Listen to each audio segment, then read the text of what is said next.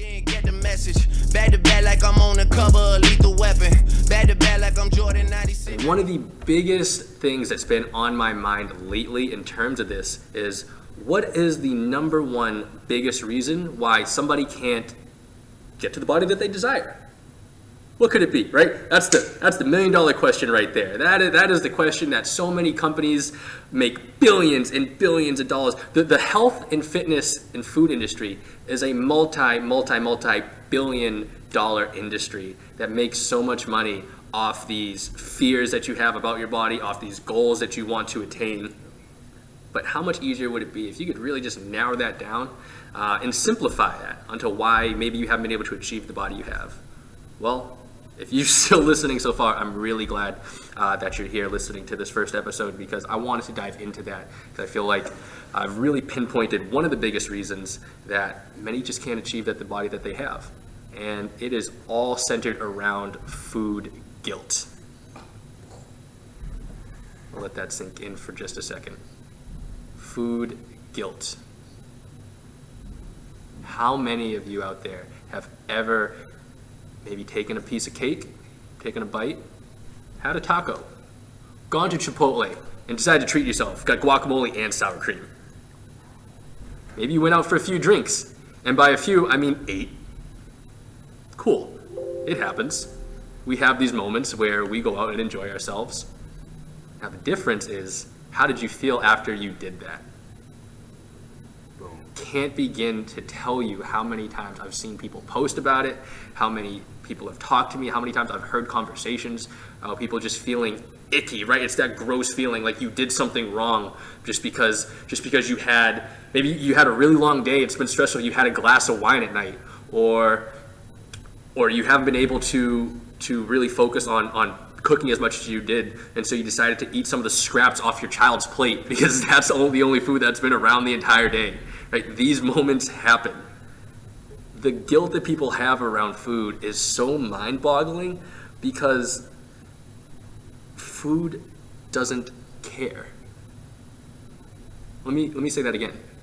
Food does not care about your feelings. Food has absolutely no emotion. Before we cook it. Huh? Before we cook it. Before you cook. That's true. I mean, yeah, that's true. I mean, vegans may disagree with that on some level, right? In terms of animals or whatever, and we'll definitely dive into veganism and diets in later episodes. But really, food doesn't care about how you feel about it. It's there for one purpose. It's there for you to eat. It's there for nutrition. And to provide you energy and to provide your body with the fuel that it needs for whatever it is you may want to do. Now, it's really easy to fall off the wagon and procrastinate and be like, oh, yeah, I know, but I just felt so bad. And, I had one piece of cake and I decided to have another because I was like, you know what, fuck it. I'm just going to live a little tonight. Like, I've already broken my diet. But it's right there. It's that initial domino that falls with just saying, you know what, fuck it, I don't care anymore. But then waking up the next day and realizing, you know what, you actually do care. You do. Like, you care so much. You care so much that next day. You care so much when you look in the mirror that next day at yourself, squeezing all like the little parts of your body, which is actually skin. It's not actually fat. Most people just squeeze in skin, but making yourself feel like it's fat, and just getting all these emotions and feeling bad about now your body, getting this negative body image. This is real. This happened. It doesn't just happen for women either. Men are not safe from this. There's plenty of men out there that are not comfortable with their bodies for whatever reason. This is not sexist. This applies to all genders. This applies to all types of people. Now, back to food not caring. One of the funniest things about food is that most will look at foods as either bad or good, right? I think we've all heard that, right? Oh, this food is really good for you to have, but stay away from this because this is going to give you cancer, or this is like you're not going to be able to sleep well like after you eat this, or this is going to cause you whatever. Like, there's always like a good and bad side with food. I would love for many to start understanding that food isn't necessarily good or bad, but it may provide you more or less value for what you're doing for what you're eating. It's very, very contextual when we're talking about food. For example, if I'm at a wedding, right? If one of my best friends is getting married, and I've totally been in this situation too, and they're serving all the they've got all this catering done, they have all this cake, they have all these desserts, it's an open bar. Well, guess what? I'm gonna live a little. This is my friend's wedding. I don't give a shit about what's going on with my diet or anything that I've planned out. These are special moments in time that don't come around too often.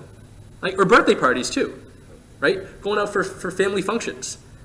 These are times that, now there's a difference, right? Unless you are really committing to, maybe you're getting ready for a bodybuilding competition, a bikini show, maybe you're a high level competitive athlete, like my man Brandon over here is, right? And you have specific performance goals that you have and that you need your body to perform a certain way or look a certain way, sure, then that makes total sense to be very disciplined and more so strict.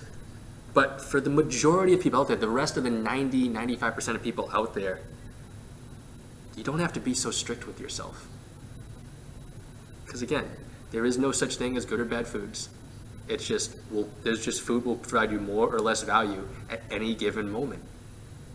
Maybe in your day-to-day life, right, where you can really control the different types of food that you're eating. Sure, that makes a lot of sense, right? 80% of the time, if you're cooking your own meals, yeah, you know what? Don't keep going to McDonald's. Don't keep getting burgers. Don't keep even just going to Chipotle, right? Don't keep going for the easy things that are there, the convenient ones. Maybe you should meal prep a little bit more. But if we're talking going out with friends, maybe once a week or something like that, or maybe you're meeting up with your parents that you don't see in a while, yeah, you know what? Enjoy yourself. Life is fully meant to be enjoyed because memories far outweigh the moments that you have where you feel bad about what you're eating, right? You're not going to remember that piece of broccoli that you decided to have instead of that piece of cake. No. You're going to remember that time out you had with your mom or dad before they got sick, because inevitably, right, that is inevitable for all of us. Or you're going to remember that time out with your girlfriends or with your boys on that Saturday night that you went out for like that bachelor party or something, right? You're going to remember these specific moments much more than like the day-to-day living that you have. Day-to-day, for sure. That's where a lot of the value should come in, really being mindful and taking care of yourself. But if you're going out for a special occasion, just live a little. Again, food doesn't care. You care. They didn't get the message. Back to back like I'm on the cover of Lethal Weapon. Back to back like I'm Jordan 96.